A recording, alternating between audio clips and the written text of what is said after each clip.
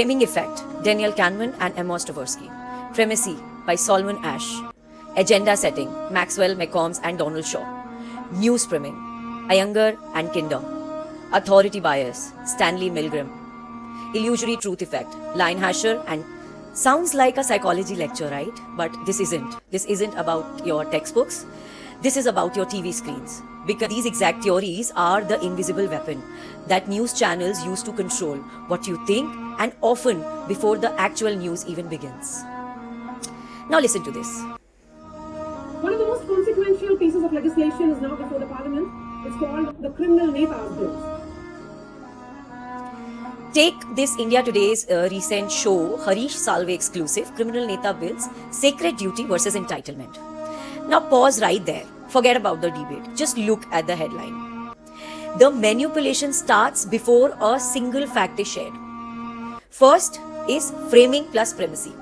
By saying sacred duty versus entitlement, the anchor already tells you which side is noble and which side is selfish. You are not starting with facts. You are starting here with a moral frame. Second is anchoring. They call it the Criminal Neta Bill. That phrase alone plants the idea that all politicians are criminal, even though that's not the official name of the bill. Third is the authority bias. Attaching Harish Salve sir's name exclusive signals credibility, making you less likely to question that. If a big lawyer is backing it, it must be right? Fourth and the most important, the illusory truth effect kicks in. Repeat the same label again and again across the shows, and people start to believe it as the official name, just because they have heard it 10 times.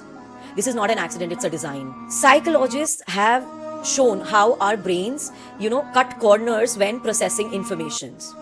Kahneman called it fast thinking. We don't always analyze, we go with gut feeling shortcuts.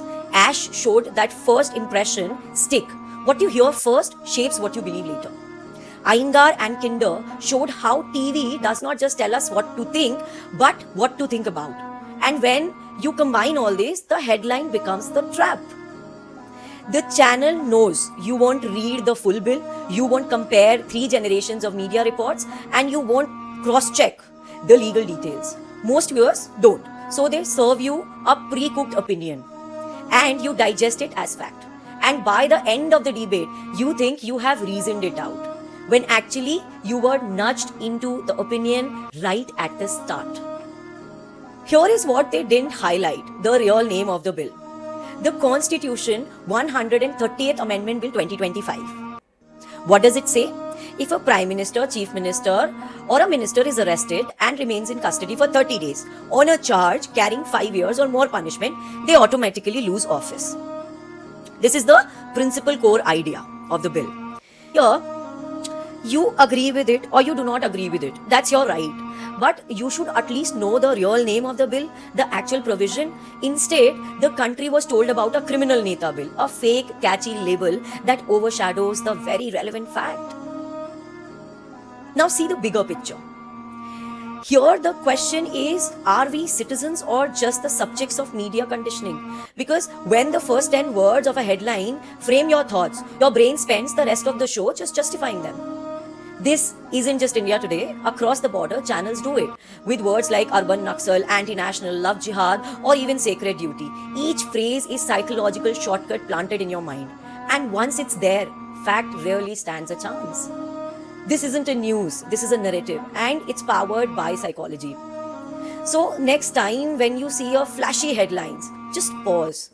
Ask yourself, what's the real name of the law? What's the actual detail? And who benefits from framing it this way? Because the headline don't just tell stories. Headlines tell you what to believe.